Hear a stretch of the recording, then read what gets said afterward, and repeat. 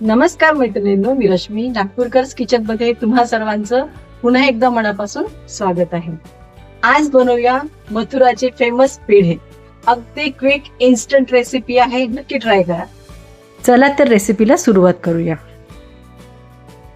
कढई मंद आचेवरती गरम करून घ्यायची, त्यामध्ये 1 टेबलस्पून तूप घालायचं आणि 1 कप मिल्क पावडर घालायचं। आता मिल्क पावडर जोपर्यंत ब्राऊन कलर येत नाही तोपर्यंत आपल्याला मंद आचेवरती भाजायचं आहे।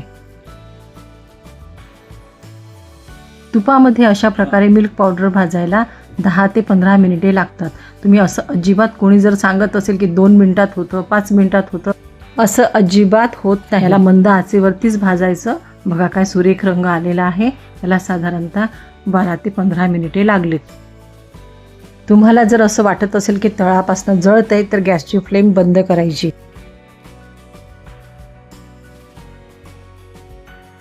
बघा अशा रंगावरती, अशा रंगाचं मिल्क पावडर भाजून व्हायला हवं। ते परफेक्ट भाजणी झालेली आहे। आता यामध्ये थोडं थोडं करून दूध घालायचं आहे। आपल्याला याचा खवा बनवायचा आहे। तर इथे मी 1/4 कप इतकंच दूध घातलेलं आहे। म्हणजे 1 कप मिल्क पावडरला 1/4 कप दुधाची आवश्यकता आहे। तुम्हाला जर वाटत असेल की बाइंडिंग व्यवस्थित होत नाही तर तुम्ही थोडं दूध आणखी घालू शकता।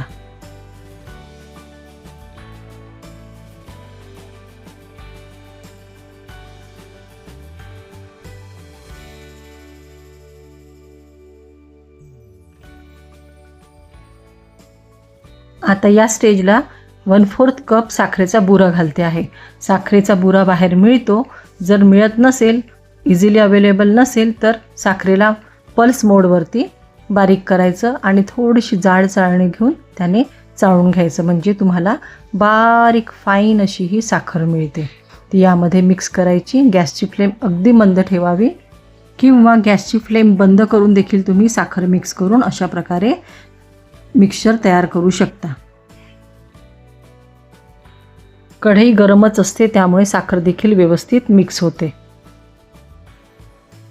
आता यातच घालायचं 1/4 टीस्पून इलायची पावडर आणि परत एकदा व्यवस्थित मिक्स करून घ्यायचं।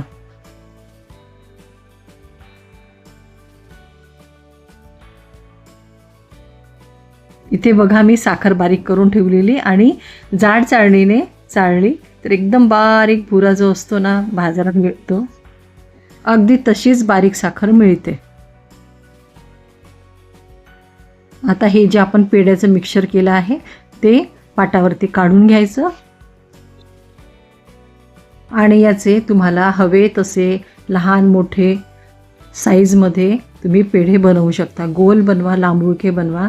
मथुराचे पेढे जसे असतात ना थोडे लांबुळक्या साईजचे असतात, तर मी तशाच प्रकारे बनवते आहे।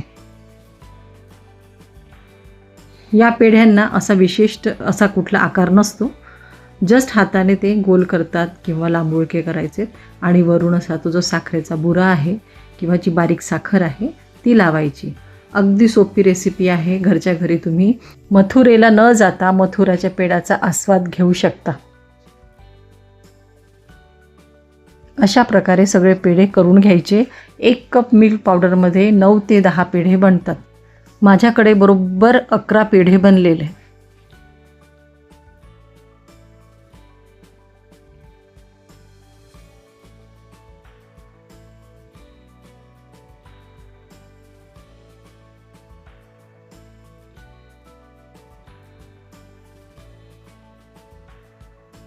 तुम्ही माझी रेसिपी कुठल्या शहरातनं बघताय ते मला कमेंट बॉक्समध्ये नक्की सांगा।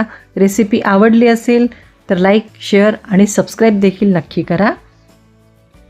मथुऱ्यांच्या पेढेची रेसिपी एन्जॉय करा। पुन्हा भेटूया नवीन रेसिपीसोबत। तोवर मस्त खा आणि स्वस्थ रहा। थँक्यू।